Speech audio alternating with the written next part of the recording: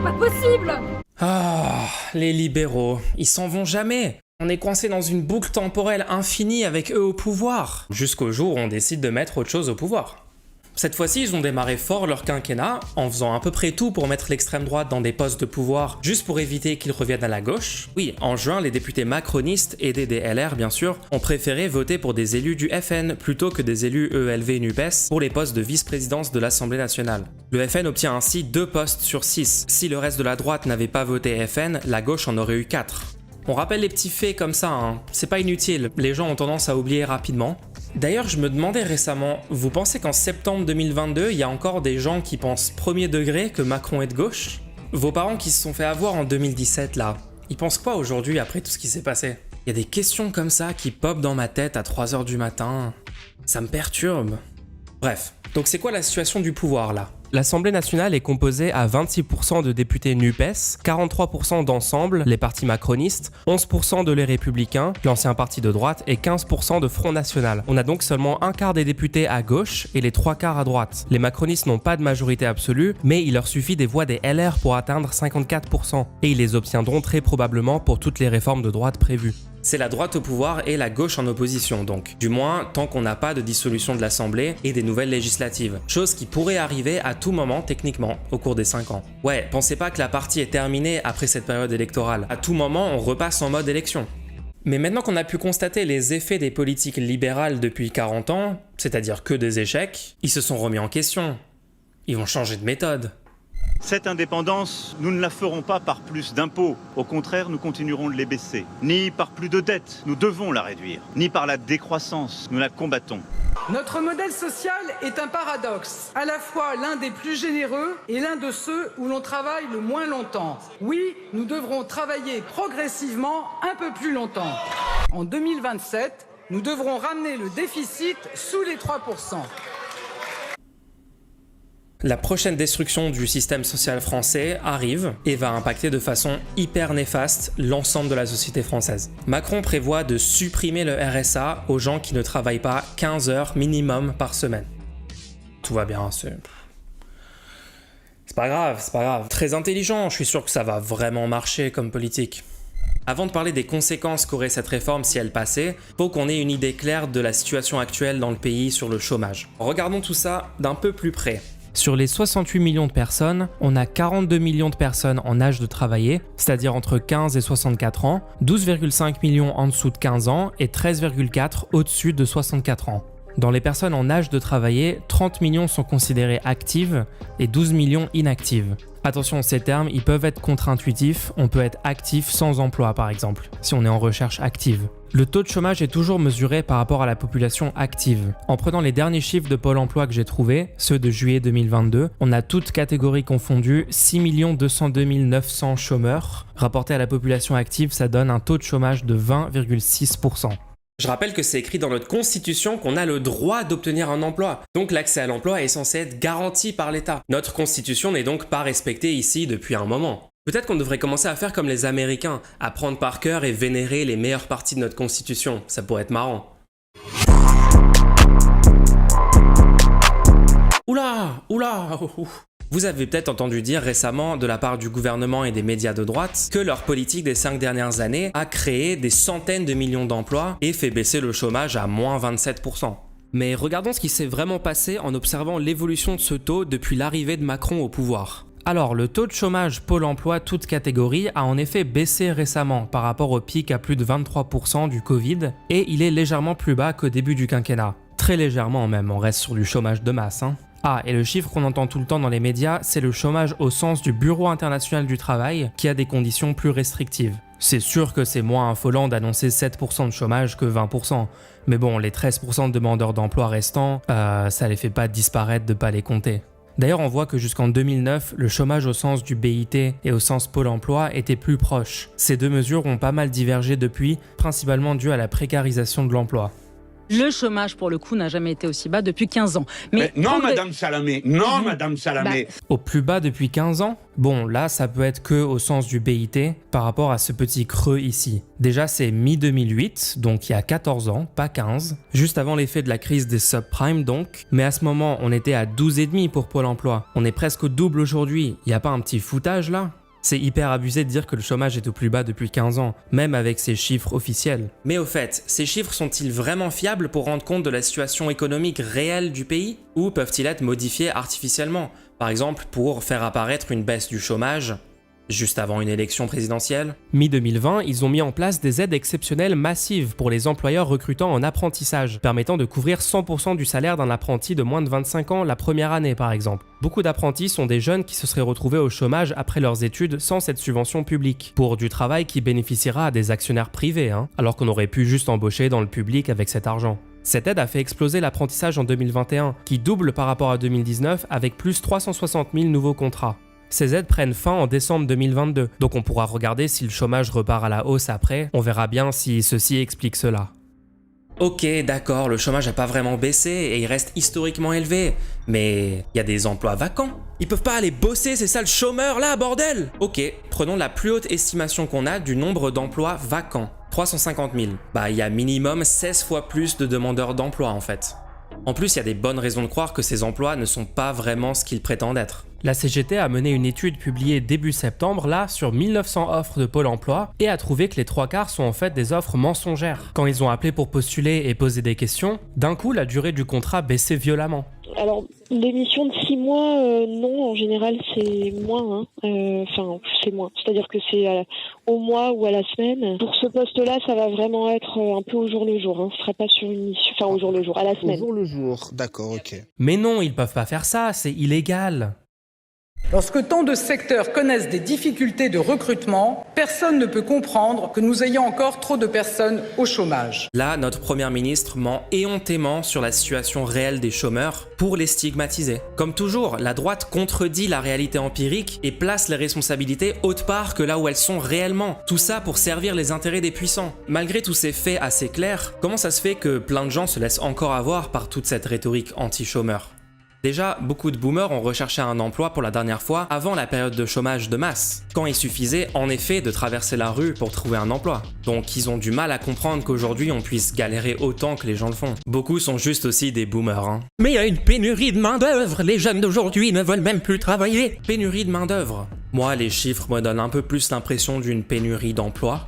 Et les employeurs qui pleurnichent sur cette soi-disant pénurie de main-d'œuvre, on leur explique le concept du marché du travail? C'est pas vous qui nous parlez tout le temps de l'offre et de la demande qui vont se rencontrer et magiquement régler tout? Si les employeurs proposent des jobs dont personne ne veut, c'est leur problème en fait. Ils ont qu'à faire mieux et proposer des offres plus attractives. Ah, c'est dur de proposer des offres attractives? C'est tellement compliqué de comprendre ce qui motive réellement les travailleurs à venir. Augmenter les salaires? Non, ça peut pas être aussi simple. Donc incapables de réussir par eux-mêmes sur le marché, les employeurs vont quémander à Daddy Macron une petite loi, l'État va intervenir dans l'économie, réduire les droits au chômage, au RSA, pour le petit plaisir des employeurs. Décidément, ils peuvent vraiment rien faire sans l'assistanat de l'État, ces pauvres employeurs. Faudrait qu'on change carrément les lois du pays pour pas qu'ils aient à s'améliorer. Vous voyez qu'en fait, dans la réalité, le monde matériel dans lequel on vit est tellement éloigné des narratifs que vous entendez dans les médias mainstream. Il faut vraiment que les gens comprennent maintenant que ce qu'ils entendent dans les médias sont des narratives, très souvent contredites par les données mesurables. Si vous avez des proches qui se laissent encore matrixer par les médias sur tout ça, essayez quand même de leur parler, de les aider avec ça. C'est pas facile, mais c'est très important. Si c'est pas causé par la paresse des gens, comment on explique alors cette pénurie massive d'emplois? Le capitalisme. C'est le capitalisme. Le capitalisme, c'est une bonne idée en théorie, mais à chaque fois que c'est tenté en pratique, ça échoue et ça conduit à des millions de pauvres et à beaucoup de souffrances. La classe capitaliste, les actionnaires d'entreprises et autres rentiers ont intérêt au maintien d'une sous-classe de travailleurs privés d'emploi, bien dans la galère. Si les emplois n'étaient pas en pénurie et qu'on était au plein emploi, les travailleurs auraient un pouvoir de négociation bien plus important qui pourrait faire pression pour que les salaires augmentent en mettant en concurrence les employeurs. Et à création de richesse constante, augmenter les salaires diminue mécaniquement les dividendes des actionnaires, ce qui est contraire à leurs intérêts. En faisant ça, en réduisant les salaires au plus bas possible, la classe capitaliste fait exploser la précarité, la pauvreté, et si ça va trop loin, ils peuvent créer une crise de la demande où les gens n'ont même plus assez d'argent pour acheter les produits que le système vend. réduisant ainsi les profits aussi. Ça, c'est une des contradictions internes majeures du capitalisme qui conduit à une instabilité économique et à des crises régulières. Notre chômage de masse découle donc du capitalisme. Rappelons que cette situation cause minimum 14 000 morts tous les ans en France. Souvent, quand on pense aux principales causes de mort, on réfléchit aux accidents de la route, aux maladies, aux meurtres, etc. On considère rarement le système politique et économique comme une cause en soi. Mettre plus souvent la responsabilité sur le système économique lui-même ciblerait les réelles causes de ces morts, et donc nous ferait réfléchir à des solutions réellement adaptées, comme passer au socialisme par exemple. On voit aussi qu'en restant dans le capitalisme, la seule politique cohérente à mener aujourd'hui serait des créations massives d'emplois par l'État, puisque la classe capitaliste ne le fait pas. Mais bon, la gauche a préféré donner 3 500 000 voix à ses candidats, plutôt que 400 000 voix de plus au seul candidat pouvant gagner qui proposait ça. Bon, maintenant qu'on s'est bien rendu compte de la situation avec le chômage, passons au RSA. Le RSA est un revenu minimum de survie pour les gens n'ayant plus aucune autre forme de revenu. Travail, chômage, etc. Son ancêtre, le RMI, est créé en 1973 pour permettre aux gens de survivre malgré l'arrivée du chômage, qui est quasi inexistant depuis la fin de la guerre jusqu'à cette date. S'il n'avait pas été mis en place, des dizaines de milliers de personnes auraient sans doute été incapables de survivre et on aurait eu des émeutes de la faim et autres problèmes sociaux massifs. Le RSA est souvent présenté comme une aide individuelle, on dit que la société est généreuse avec les personnes qui le touchent. Mais son existence n'aide pas seulement ses allocataires. D'un point de vue froidement économique, si la société s'occupe d'un enfant, l'éduque, etc., et la personne finit dans la misère absolue, incapable de participer à l'économie, voire morte, c'est une perte incalculable pour le groupe tout entier. On ne devrait pas considérer le RSA comme une aide, mais comme un investissement que la société fait dans ses citoyens qui bénéficie à tout le monde, mais bref. Le nombre de foyers allocataires du RMI puis du RSA a augmenté assez logiquement avec la croissance du chômage de masse, passant par exemple entre 2008 et 2015 d'1,3 million à 2 millions. Mais les gens décident volontairement de se mettre au RSA car ils veulent pas travailler. On a donc eu presque un doublement de la paresse dans le pays ici, on ne sait pas trop pourquoi. Pas de rapport avec une crise économique ou des propriétaires d'entreprises qui délocalisent, non. On a donc environ 2 millions de foyers qui touchent le RSA aujourd'hui, ça fait à peu près 4 millions de personnes couvertes dans ces foyers. Le RSA est déjà soumis à beaucoup de conditions, avoir la nationalité française, avoir 25 ans, faire un suivi Pôle emploi, faire un suivi des organismes de formation, des déclarations trimestrielles de revenus. On peut se demander sérieusement si les gens qui parlent du RSA comme d'un revenu magique qu'on obtient hyper facilement ont déjà essayé de demander quoi que ce soit à la CAF récemment. Pas forcément le truc le plus simple d'obtenir quelque chose d'eux. Selon les stats, entre 34 et 50% des gens qui auraient le droit au RSA ne le demandent même pas. L'État a déjà les moyens de savoir qui a le droit et de le verser automatiquement. C'est juste que l'État choisit de pas le faire. C'est complètement absurde. Rappelons aussi que les allocataires du RSA sont très largement en dessous du seuil de pauvreté, considéré comme le minimum pour à peine vivre dignement dans ce pays. Sans le RSA, des gens seraient dans une galère bien pire, auraient besoin de leur entourage pour le soutien et s'ils ne l'obtiennent pas, beaucoup de gens mourraient probablement. C'est de ça qu'on parle là, hein. Cette étude a demandé aux personnes au RSA elles-mêmes leurs raisons de non-accès à l'emploi, et les réponses nous éclairent quant aux situations réelles dans lesquelles ces gens sont. La moitié des gens évoquent des raisons de santé physique ou psychologique, notamment des handicaps et invalidités, du découragement ou de la manque de confiance en soi, et un autre tiers évoque des problèmes de garde d'enfants et de transport. Clairement des parasites profiteurs, pas des gens brisés par la vie et par notre société organisée autour des profits de quelques-uns. Ce qui est intéressant dans cette étude, c'est que dans les raisons possibles de non-accès à l'emploi, on propose nulle part le manque d'emploi. Alors que c'est quand même le facteur numéro 1. Comme si ça pouvait être que la responsabilité individuelle de ces gens, comme s'il n'y avait aucune cause systémique. Alors c'est quoi les critiques des libéraux sur le fonctionnement du système actuel ? Souvent ils vont dire que le RSA ne permet pas réellement aux gens de retrouver un travail. Mais oui, ils trouvent pas de travail parce qu'il n'y a pas de travail. C'est pas un échec du système RSA ça, c'est un échec de notre économie globale. Vous pourriez conclure logiquement de tout ça qu'il faudrait augmenter le RSA pour que ces gens puissent respirer un peu, se remettre sur pied, retrouver un logement pour ceux qui n'en ont plus, ne plus dépendre du travail gratuit des associations d'aide alimentaire, mais pouvoir reparticiper au circuit économique. Ça créerait de la demande et donc des emplois, aidant à lutter aussi contre la pénurie d'emplois. Ça augmenterait aussi leurs chances d'en trouver un eux-mêmes. Bah oui, statistiquement, on réussit moins bien les entretiens d'embauche quand on s'est fait expulser de son logement. Mais mener une politique cohérente dans l'intérêt des gens, c'est pas trop le truc de la droite. Donc à la place, ils vont supprimer le RSA pour plein de gens en durcissant les conditions d'accès. Que sait-on de cette réforme donc ? Il y aura dans cette réforme l'obligation de consacrer 15 à 20 heures par semaine pour une activité permettant d'aller vers l'insertion professionnelle. Une activité, c'est vague, c'est un emploi, c'est une formation, dans le public, dans le privé. En mars dernier, Borne nous a donné un peu plus de détails. L'exécutif entend s'inspirer du contrat engagement jeune. Ce nouveau dispositif prévoit un programme intensif de 15 à 20 heures par semaine, comprenant des immersions en entreprise, des missions d'utilité sociale et des stages. Ça ressemble quand même à du travail dans le privé, mais on n'a pas vraiment plus de détails pour l'instant. Partons du principe que c'est ça. Ça sera payé par de l'argent public ou par l'employeur privé? Argent public, ça irait quand même un peu loin. Imaginons donc que c'est l'employeur privé qui paye in fine ce RSA au montant actuel. Pour 20 heures de travail, ça reviendrait donc à payer ces travailleurs 7,48 € de l'heure. Rappelons que le SMIC horaire net actuel est de 8,35 € de l'heure, et le brut, qui est le vrai salaire total, on rappelle les cotisations c'est du salaire, 11,07 €. Bah oui, a priori au RSA travail forcé, on ne cotisera pas pour ses droits. Quel effet ça va avoir? Eh bien, un employeur qui a par exemple des salariés au SMIC va évidemment les remplacer par des gens au RSA travail forcé, vu qu'ils coûtent moins cher. Et si les hypothèses que j'ai faites pour les calculs ne se vérifient pas et ils ne coûtent pas moins cher, ils ne prendront juste pas les gens au RSA. Donc les 20 heures de travail requis ne pourront pas être faits et les gens perdront leur RSA. Finalement, cette réforme crée juste une nouvelle classe de travailleurs encore plus désespérés qui pourront donc être payés encore moins qu'aujourd'hui. En se faisant remplacer par des RSA travail forcé, les salariés d'avant tomberont dans le chômage, puis sans doute au RSA eux-mêmes. Vraiment un bon système. Vous qui avez un emploi et qui crachez sur les assistés là, ouais je vous vois ouais. Vous avez compris ce que ça veut dire. Quand vous allez négocier avec votre patron, il a maintenant l'option de vous remplacer par quelqu'un au RSA travail forcé. Vous pensez vraiment que c'est dans votre intérêt cette réforme? Après, si les employeurs prennent 2 personnes au RSA travail forcé au lieu d'une à temps plein, ça pourrait faire baisser l'indicateur chômage techniquement, parce qu'on a changé le standard de ce qu'est un emploi. À quantité de travail constant, en précarisant l'emploi, on peut avoir techniquement plus de gens qui font plus que 0 heure dans un emploi, et c'est exactement ce qui a été fait dernièrement pour faire baisser l'indicateur. Si la réforme passait, et elle passera pas, mais si elle passait et baissait le chômage, il faudrait pas tomber dans le piège de penser que c'est une bonne chose.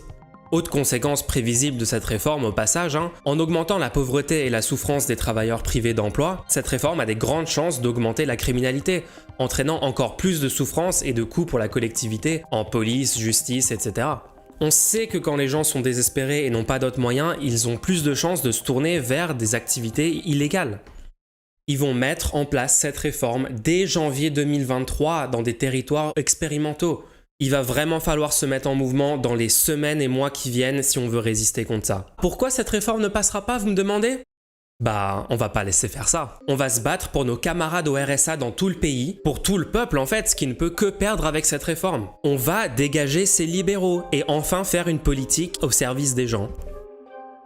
François Ruffin, sur le RSA sous condition. Vous critiquez la gauche qui est rentrée dans le piège de Macron, dites-vous. On a sauté dessus directement à pieds joints en disant « Oh là là, c'est du travail forcé, c'est l'esclavage, etc. » alors que les Français sont pour le RSA sous condition.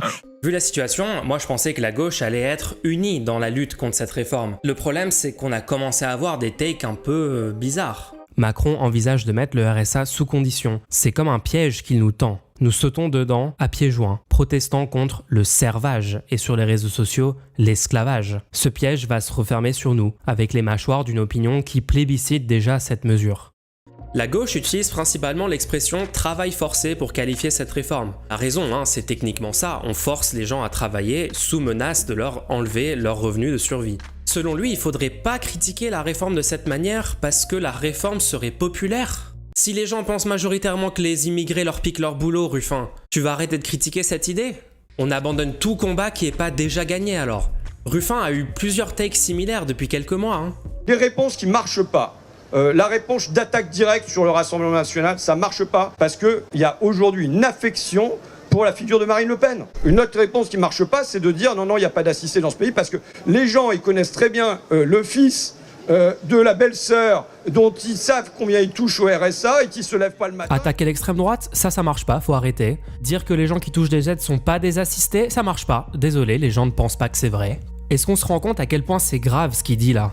L'obscurantisme est l'attitude visant à s'opposer à la diffusion des connaissances, notamment dans les classes populaires.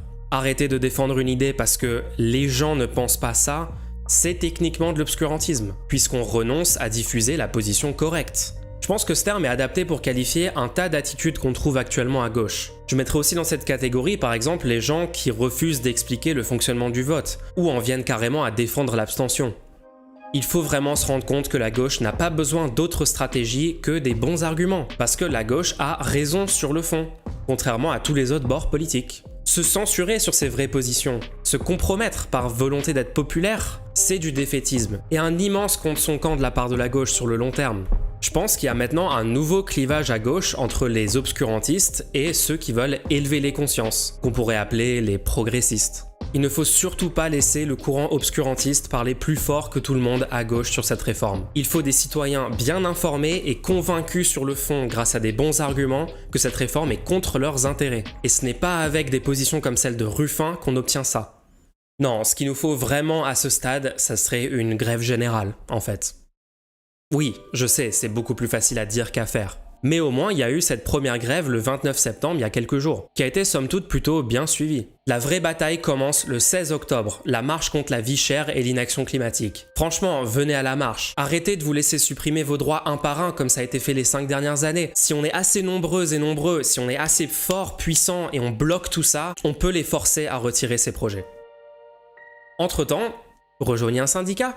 Oui, je sais que les directions syndicales sont un peu cringe en ce moment. Mais en fait, il faut juste voir les syndicats comme des réseaux de travailleurs avec déjà un certain niveau d'organisation. C'est pas parce que les directions syndicales actuelles ne semblent pas lutter efficacement qu'il ne faut pas utiliser ces réseaux existants pour organiser des grèves et d'autres mouvements. OSEF des directions en fait. Que Martinez le veuille ou non, il y aura des milliers de gens de la CGT le 16 octobre. Je pense que c'est vraiment essentiel que tous les travailleurs rejoignent les syndicats existants et essayent de les rendre plus basés de l'intérieur. Comme d'habitude, c'est plus efficace en participant au système existant, même s'ils sont imparfaits. Je rappelle que la grève est un droit constitutionnel, donc votre employeur ne peut pas être légitime de vous empêcher de faire grève. Vous pouvez le faire. Tous les Jean-Michel anarchistes qui expliquaient que voter c'est cautionner l'ordre bourgeois, qu'il fallait s'organiser en dehors de tout ça, c'est votre moment. Si je vous vois pas maintenant fonder 5 syndicats dans votre entourage, vous êtes cancel. Vous pouvez aussi tenter de lancer des petites conversations entre collègues le midi sur par exemple la baisse de votre salaire réel avec l'inflation. Voilà, en mentionnant la petite marge du 16, ça pourrait en motiver certains et certaines. Bon, je pense qu'on a fait le tour du sujet. Si vous avez kiffé, n'hésitez pas à financer mon travail sur Utip et je vous dis à la prochaine.